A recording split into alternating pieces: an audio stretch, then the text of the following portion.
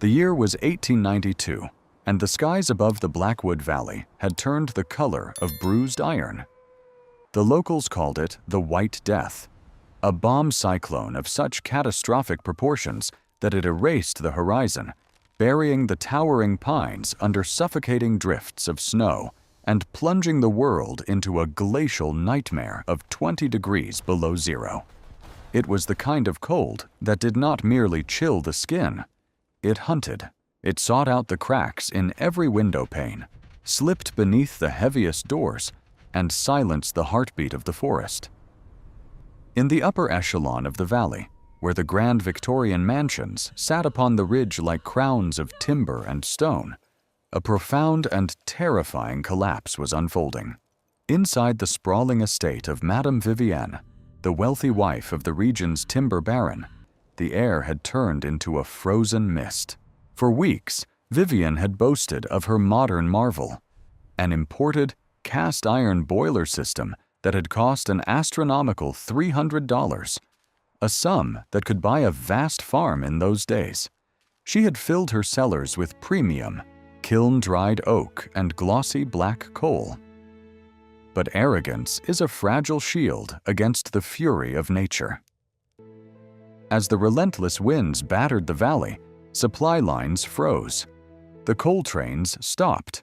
The premium wood burned entirely too fast, its heat sucked through the chimneys into the roaring void above.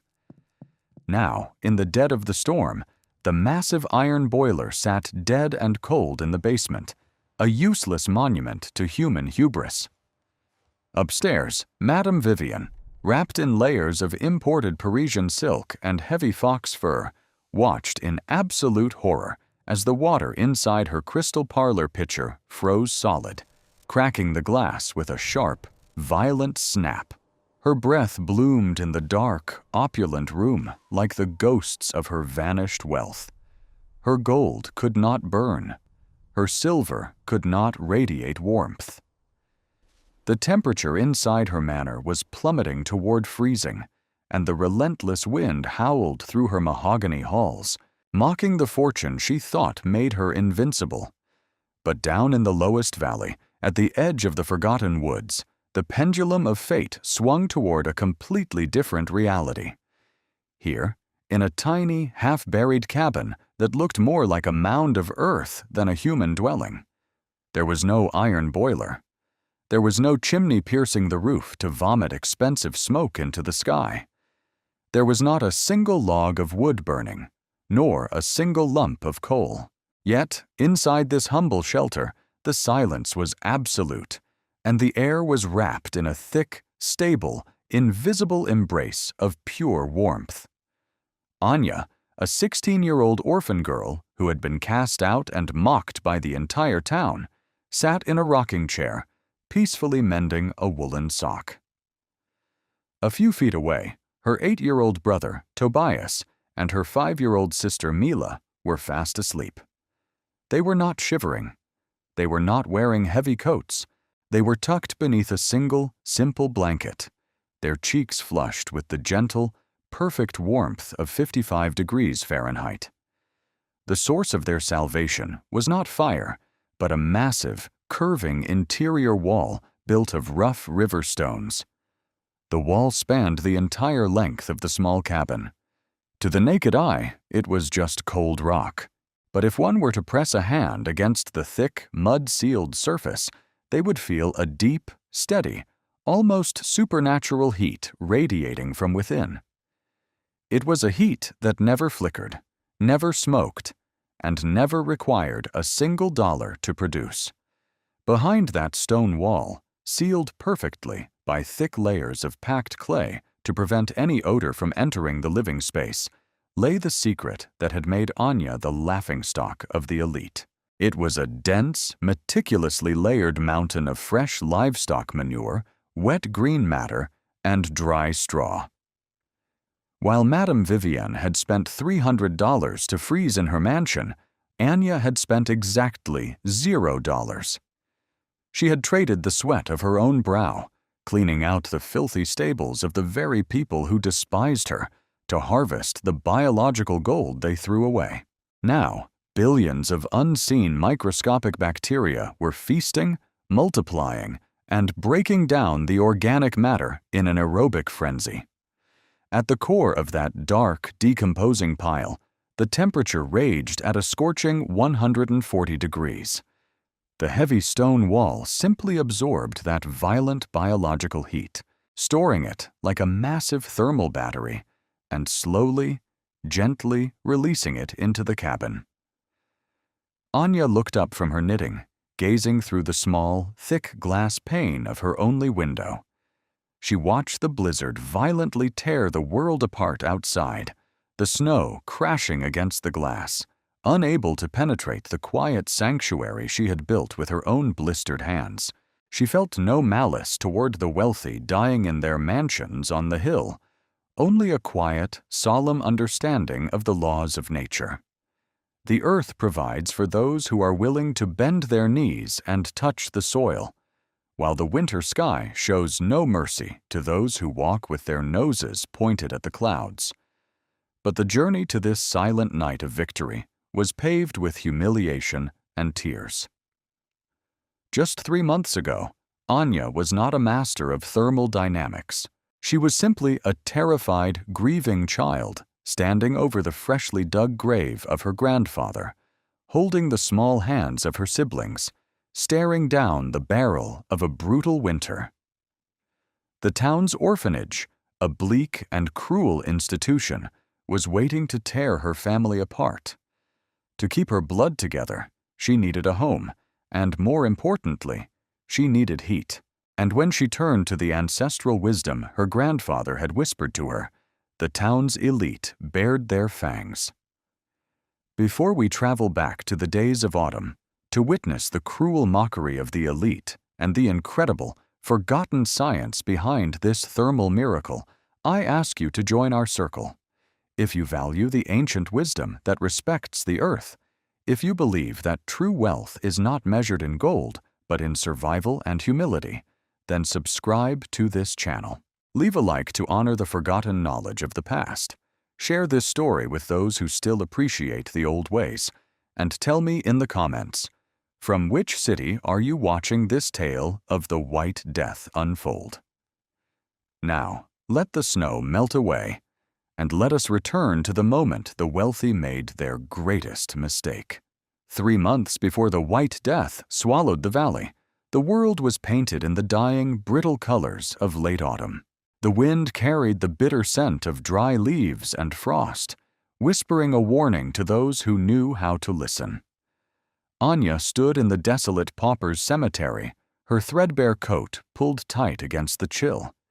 She held the small, trembling hands of Tobias and Mila. At their feet lay the freshly turned earth of their grandfather's grave.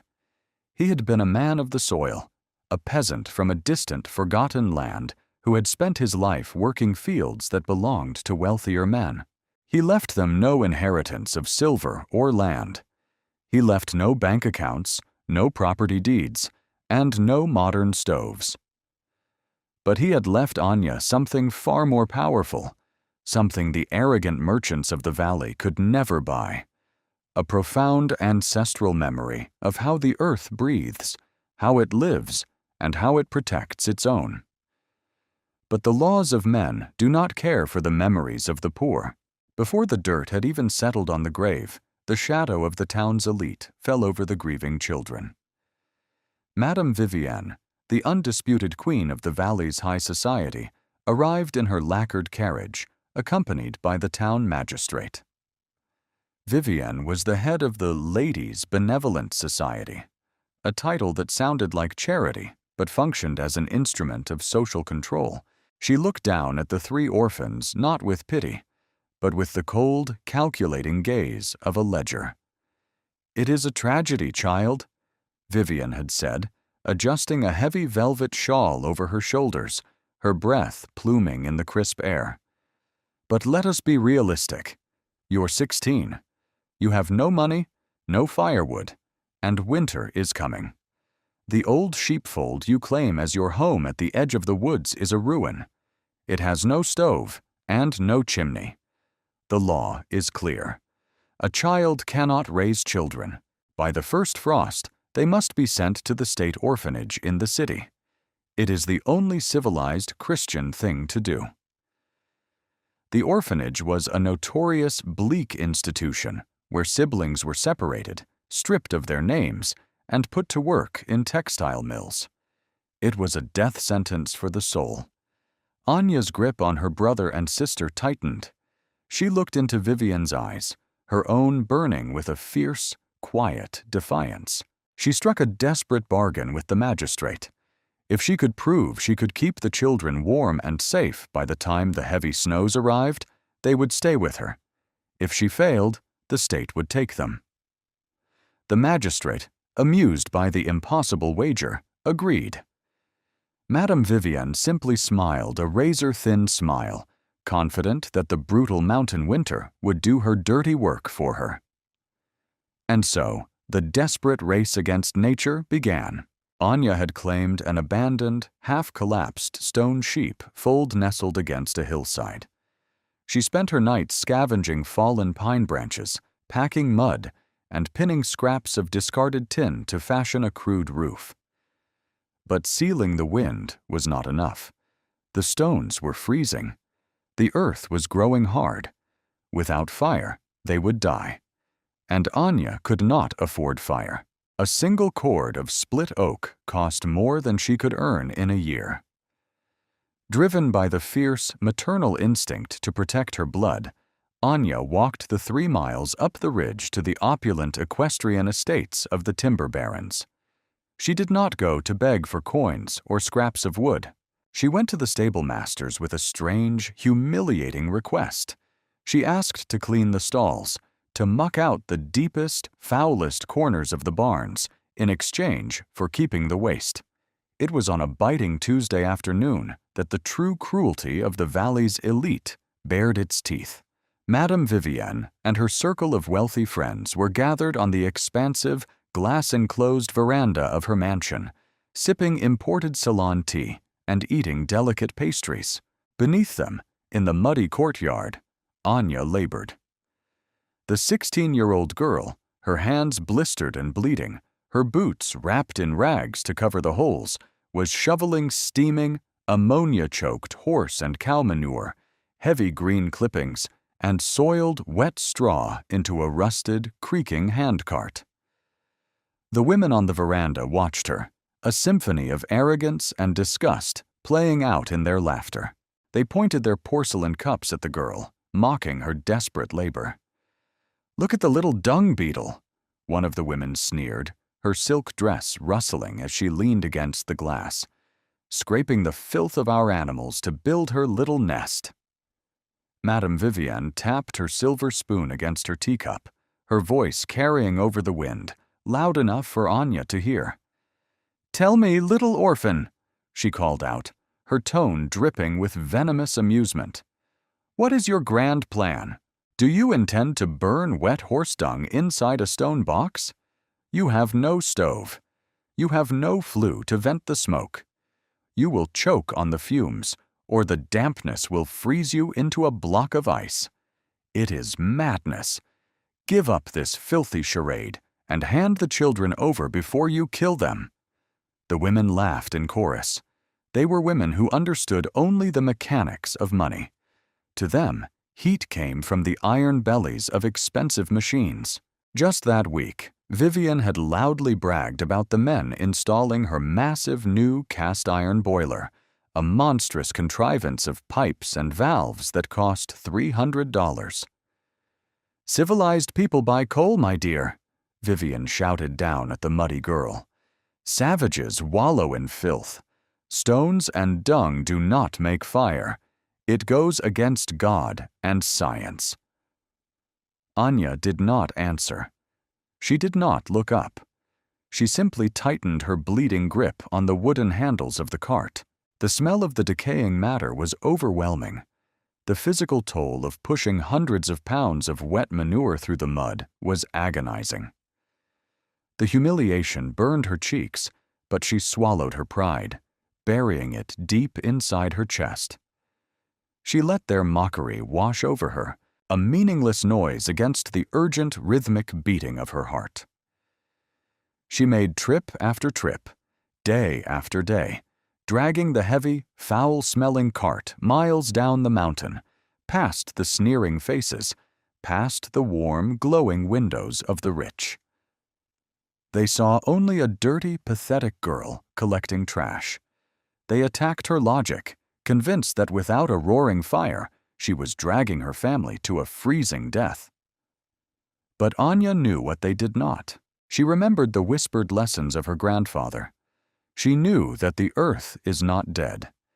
She knew that beneath the filth and the smell, within that steaming pile of rejected waste, slept a dormant, invisible army.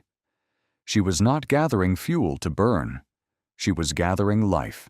And as the first snowflakes began to fall from the iron-gray sky, signaling the arrival of the deadliest winter in a century, Anya prepared to awaken a biological fire that would shatter the arrogance of the valley and turn her freezing stone ruin into an impenetrable fortress of warmth. How does a mountain of wet, foul-smelling animal waste become a safe, breathable sanctuary for two small children? How do you sleep beside a rotting pile of compost without choking on toxic ammonia, or freezing to death in a stone ruin that possesses no chimney and no stove? This was the very mystery that made the wealthy wives of the valley laugh into their velvet sleeves. They looked at Anya's bruised hands and saw only the desperate, irrational madness of poverty. But they were blinded by their own modernity. They had forgotten the ancient language of the earth. To understand the miracle that Anya was building at the edge of the dark woods, we must look past the illusion of the industrial age. We must understand the brilliant, low-tech engineering of the ancestors. Anya was not building a fire. She was building a biological engine. The ruined sheepfold she had claimed was built into the side of a sloping hill, its back and side walls made of thick, heavy river stones, but the front was exposed to the brutal northern winds. Here, Anya constructed her masterpiece of survival. First, she built a thick, secondary interior wall using scavenged field stones, creating a partition that sealed the living space. But stones are naturally cold. To the uneducated eye, she was simply building a freezing tomb. But here is where the science of thermodynamics and ancestral wisdom intertwine. Anya understood the principle of thermal mass. Dense materials like stone and heavy earth take an immense amount of energy to heat up. But once they absorb that energy, they hold on to it with fierce, stubborn inertia. They become a thermal battery. They refuse to let the temperature drop, slowly radiating their stored energy into the surrounding air for days, even weeks. Yet, a battery is useless without a power source, and Anya's power source was the very filth the elite had mocked her for dragging through the mud. Outside the cabin, pressed directly against the exterior of that new stone wall, Anya built a sloped lean-to shed out of discarded tin and pine branches to protect her work from the snow. Inside this shed, against the stone, she began to layer the trash. She did not just dump the wagon loads blindly. She orchestrated a precise chemical reaction. She laid down thick beds of dry, yellow straw and fallen brown leaves. This was the carbon. Over this, she spread heavy, wet layers of the fresh horse and cow manure, mixed with green clippings she had scavenged. This was the nitrogen. She watered each layer with snowmelt, ensuring the pile was damp like a wrung-out sponge, but not flooded. She stacked it higher and higher, a massive, compressed mound of organic matter weighing several tons, pressing its immense weight directly against the exterior of the stone wall. But what about the smell? What about the toxic gases? If the manure was pressed against the wall, surely the cabin would become a suffocating, foul chamber of ammonia. This is where the genius of the primitive seal came into play. On the inside of the cabin, Anya spent agonizing days mixing a thick mortar of heavy red clay, mud, and horsehair. She plastered every single inch of the interior stone wall, pressing the clay deep into the cracks, smoothing it with her bare, bleeding hands until it formed an impenetrable, airtight skin. When the clay dried, it turned into a solid ceramic shield. The inside of the cabin smelled only of dry, clean earth and old pine. Not a single wisp of gas, not a single drop of moisture could penetrate that clay armor. The rotting world remained outside. The sanctuary remained inside. And then, in the cold, silent dark of the pile, the magic of the unseen world began. Within the damp, balanced mixture of carbon and nitrogen, billions upon billions of microscopic aerobic bacteria woke up. They began to feast on the organic matter. As they multiplied in a ferocious biological frenzy, their microscopic movements, their digestion, and their friction created a byproduct. They created kinetic energy. They created heat. This is the principle of exothermic aerobic decomposition. While Madame Vivienne signed a check for $300 to feed a mechanical cast-iron beast that devoured expensive coal, Anya spent exactly $0.00 to ignite a fireless furnace. Within 10 days, the core of Anya's compost pile reached a staggering, scorching temperature of 140 degrees Fahrenheit. The aggressive, biological heat had nowhere to go but into the freezing stone wall it was pressed against. And the stone, acting as the perfect thermal mass, drank that heat. It absorbed the 140-degree violent energy, buffering it, slowing it down, and pushing it gently through the thick clay seal. By the time the heat radiated into the small living space where Tobias and Mila slept, it had mellowed into a perfectly stable, continuous, silent wave of 55 degrees. There was no smoke to vent. There was no risk of carbon monoxide poisoning. There were no logs to chop at midnight. The bacteria worked 24 hours a day, a tireless, invisible army, demanding no wages and no imported coal. But the elite could not see the bacteria. They could not understand the thermodynamics of clay and stone. They only saw a dirty girl playing in the mud. Just 2 weeks before the White Death descended, Madame Vivienne's lacquered carriage rolled past the edge of the woods, accompanied by the town magistrate. They had come to inspect the ruin, fully expecting to find Anya shivering and defeated, ready to surrender the children to the orphanage. Instead, they found Anya calmly standing outside, checking the moisture of her massive, foul-smelling mound. The air was biting, hovering just above freezing. Vivienne rolled down the glass window of her carriage, a perfumed handkerchief pressed to her nose. Her eyes were wide with a mixture of horror and arrogant amusement.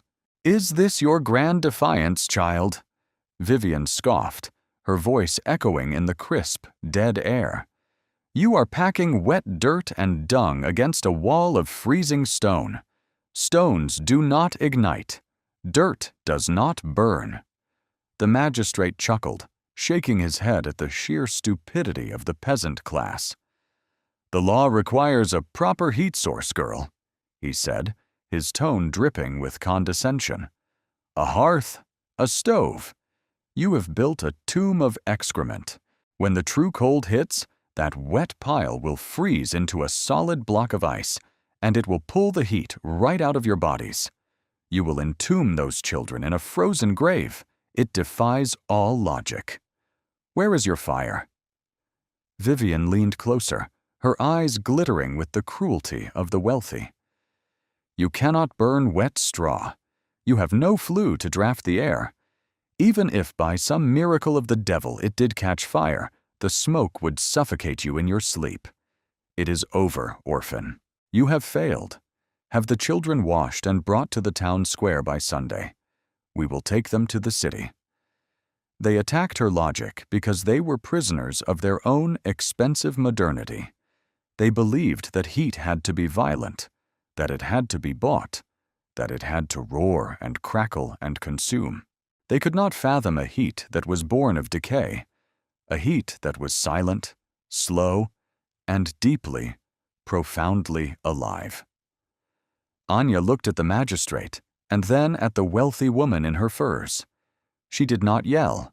She did not cry. She simply wiped her clay-stained hands on her apron. "The earth does not need an iron box to stay warm, madam," Anya said, her voice soft, but carrying the unyielding weight of a mountain. "And a fire does not always need a flame." Vivian rolled her eyes, slamming the carriage window shut. "Madness," she muttered to the driver. "Let the frost take her pride. We shall return when they are begging for our help." The carriage rolled away, the wheels churning the freezing mud, retreating to the mansions on the ridge where the $300 boilers waited to prove their worth. Anya watched them go. Then she walked over to the compost mound. She plunged her bare hand deep into the center of the dark, decomposing straw. Even in the biting autumn chill, she had to pull her hand back. It was too hot to touch. The living engine was roaring. Above them, the sky turned the color of lead. The wind shifted, howling down from the jagged northern peaks, carrying a silence that made the wildlife flee and the old trees groan. The bomb cyclone was here. Wakos, the White Death, had arrived to judge the valley, to test the iron of the rich, and to measure the humble dirt of the poor. When the White Death finally broke over the Blackwood Valley, it did not arrive as a gentle snowfall. It struck with the concussive force of an atmospheric hammer. The sky collapsed into a blinding, howling vortex of white. Within hours, the temperature plummeted past zero, plunging relentlessly until it hit a bone-cracking 20 degrees below zero. The wind tore through the ancient pines, snapping branches like dry matchsticks and piling snowdrifts as high as the rooftops. Nature had come to audit the valley, and she would not accept silver or gold as payment. High on the ridge, inside the sprawling, opulent estate of Madame Vivienne, the illusion of supremacy was beginning to shatter. For the first 2 days of the bomb cyclone, Vivienne and her guests, who had gathered for a lavish winter gala, drank imported wine and mocked the storm. Down in the basement, the massive $300 cast-iron boiler roared, fed by a mountain of premium oak and black coal. But the wealthy had forgotten a fundamental law of thermodynamics, the stack effect. As the temperature outside dropped to apocalyptic levels, the extreme difference between the freezing exterior and the heated interior created a violent vacuum. The magnificent, towering brick chimneys of the mansion, built to showcase wealth, suddenly became fatal flaws. They acted like giant vacuums, sucking the expensive heat out of the rooms and pulling the freezing exterior air in through every microscopic crack in the window frames and floorboards. To keep the house warm, the servants had to feed the boiler faster and faster. The massive pile of coal, meant to last until spring, was being devoured in a matter of days. Then, the unthinkable happened. The supply lines had been entirely severed by the snow. The timber merchants could not deliver. The trains were buried under 10 feet of ice. Down in the valley, a world away from the panic of the ridge, the pendulum swung to absolute, undisturbed peace. Inside Anya's half-buried stone cabin, there was no roaring fire to suck the air dry. There was no chimney to bleed the heat into the violent sky. There was only silence, broken by the soft, rhythmic breathing of Tobias and Mila. The blizzard screamed against the tiny glass window, a chaotic blur of white fury. But inside, the air was a perfect, stable, unchanging 55 degrees. Anya sat on her wooden stool, running her bare hand across the thick, clay-sealed interior wall. It was radiating a deep, penetrating warmth, like a stone left out in the summer sun. Outside, the bomb cyclone was trying to freeze the world to death, but it was inadvertently helping Anya.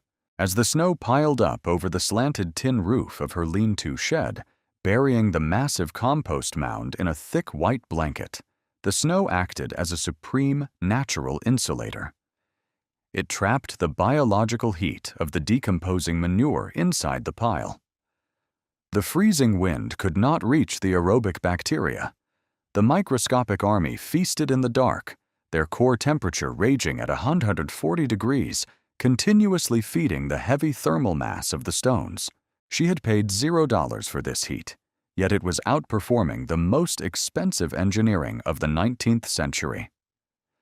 Back on the ridge, the pendulum swung toward terror. By the fifth night of the storm, Madame Vivienne's basement went dark. The last lump of coal had been burned. The last piece of premium oak had turned to ash. Without the aggressive fire to sustain it, the massive 300-watt iron boiler grew cold. And when iron grows cold in 20 below zero weather, physics exacts a brutal toll. The water trapped inside the mansion's intricate network of indoor plumbing, the very symbol of Vivienne's modern civilization, began to freeze. Water expands as it turns to ice. Deep in the walls of the estate, the pipes began to groan. Then, with a series of sharp, violent cracks that sounded like pistol shots, the pipes burst. Freezing water sprayed into the opulent velvet walls, instantly turning to ice.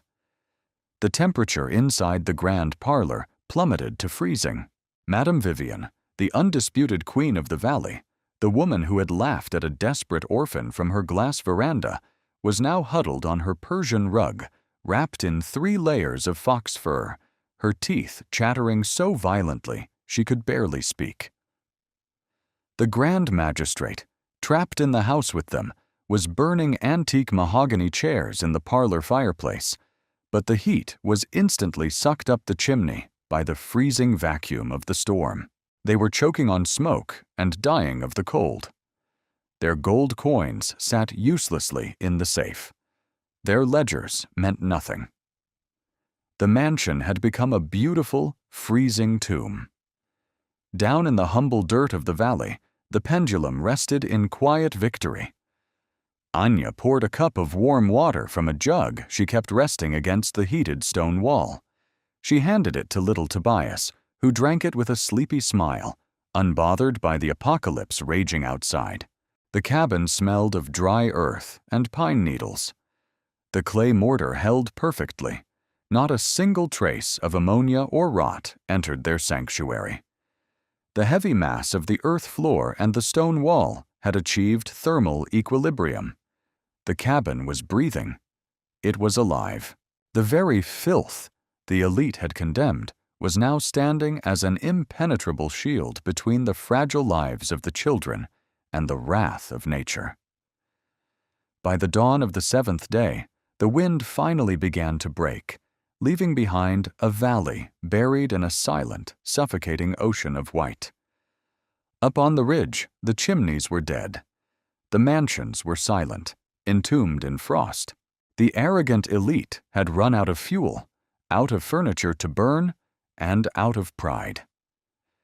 As the pale morning sun broke through the iron clouds, casting long blue shadows across the snowdrifts, a desperate procession began to form on the ridge.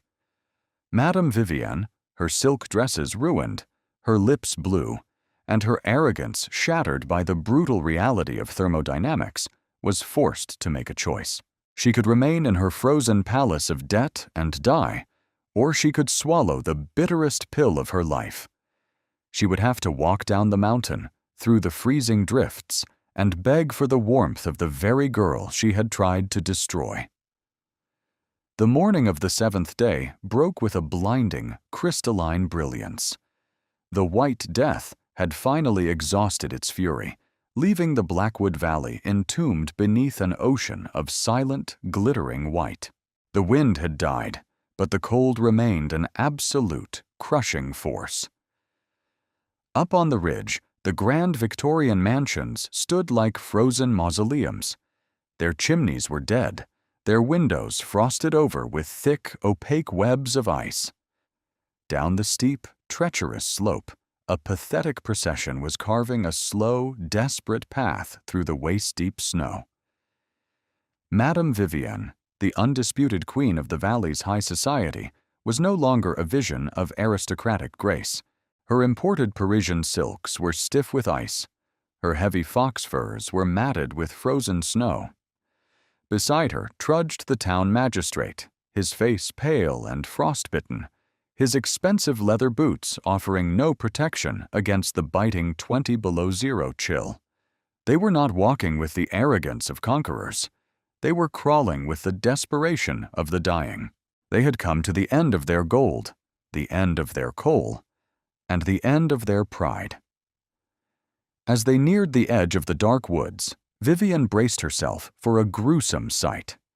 She fully expected to find the ruined sheepfold covered in snow, a frozen tomb holding the lifeless bodies of the stubborn orphan and her siblings.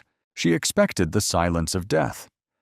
But as they dragged their frozen limbs closer, the magistrate stopped, his trembling hand pointing toward the cabin. There was no smoke in the sky, for there was no chimney. But the snow that had buried the sloped tin roof of the lean-to shed was behaving strangely. At the very peak of the mound, the snow had melted away, leaving a perfect dark circle of exposed tin. From that circle, a faint, ghostly ribbon of steam was rising into the freezing air. It was not the aggressive, black smoke of a $300 boiler. It was the gentle, rhythmic breath of a living, biological engine. The microscopic army of bacteria, insulated by the heavy snowdrift, was still raging at 140 degrees, tirelessly feeding the heavy stone wall. With her last ounce of strength, Madame Vivienne threw herself against the heavy wooden door of the cabin, her frozen fists pounding weakly against the timber. The door creaked open. Vivienne fell forward onto her hands and knees. The moment she crossed the threshold, it was as if she had stepped into another season, another world. The air that rushed over her face was not the biting, agonizing frost of the valley. It was a thick, stable, invisible wave of pure, 55-degree warmth. It smelled of dry, sun-baked earth and old pine needles. There was no soot. There was no freezing draft. Anya stood above her, perfectly calm. The 16-year-old girl was not shivering. She wore a simple woolen dress, her face clean, her eyes carrying the ancient, solemn peace of the mountains. Behind her, little Tobias and Mila were sitting on the dirt floor, playing quietly with carved wooden blocks, entirely untouched by the apocalypse that had brought the valley's elite to their knees. Vivienne looked up from the dirt floor, her lips blue, her body shaking violently as the warmth began to painfully thaw her frozen blood. She looked at the thick, clay-sealed interior wall. She saw the magistrate stagger inside, falling against the wall, pressing his frostbitten cheek and bare, trembling hands directly against the warm, solid earth. He began to weep. The man who had condemned the tomb of excrement was now crying tears of profound gratitude as the deep, stored kinetic energy of the decomposing manure radiated through the stone and into his dying bones. "How?" the magistrate choked out, his voice a hoarse whisper. "It is warm. The stone is alive. There is no fire." Madame Vivienne, the woman who had mocked Anya from a glass veranda, who had called her a dirty dung beetle, who had threatened to tear her family apart, slowly raised her eyes to the orphan. She had spent $300 to freeze in the dark. Anya had spent $0 to build a sanctuary of life. The supreme humiliation was complete. Vivienne had to trade her immense pride simply to breathe. "Please," Vivienne whispered, her voice breaking. the arrogance finally stripped from her soul. "Please, child, let us stay. We will freeze out there. I was wrong. I was so arrogant. Please." Anya could have closed the door. She could have let the winter exact its final brutal revenge upon the woman who had tried to destroy her. But the wisdom of the earth does not teach cruelty. It teaches balance. The ancestors did not survive by mirroring the coldness of the world, but by harboring the warmth within it. Anya did not gloat. She did not raise her voice. She simply stepped aside, her demeanor reflecting the quiet dignity of a true guardian. "The earth does not charge us for its warmth, madam," Anya said softly, her voice carrying the solemn weight of the ages. "It only asks that we are humble enough to understand its ways. You tried to buy the fire, but the fire was already here, sleeping in the dirt you despised. Sit by the wall.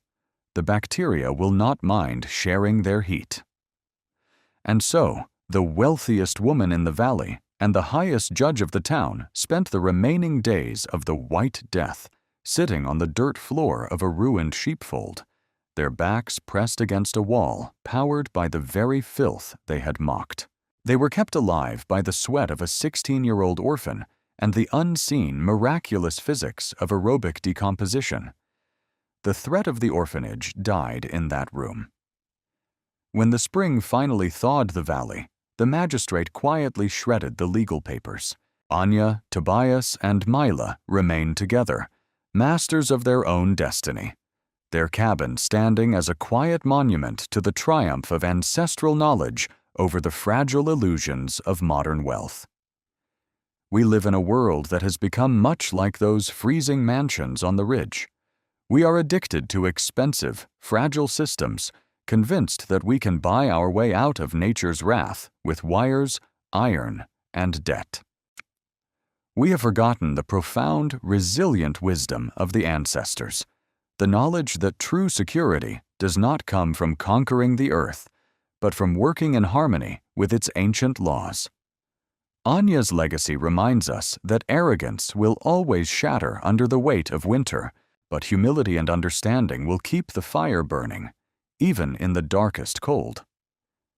If this story stirred something deep within you, if you believe that the old ways still hold the keys to our survival, and that true wealth is measured in knowledge rather than gold, then I invite you to join our community. Subscribe to the channel. Leave a like to honor the memory of the ancestors who built the world with their bare hands. Share this documentary with those who still value the brilliant simplicity of low-tech survival. And before you go, tell me in the comments, from which city are you watching this tale of resistance and warmth? Until next time, keep your fires guarded and never underestimate the power of the earth beneath your feet.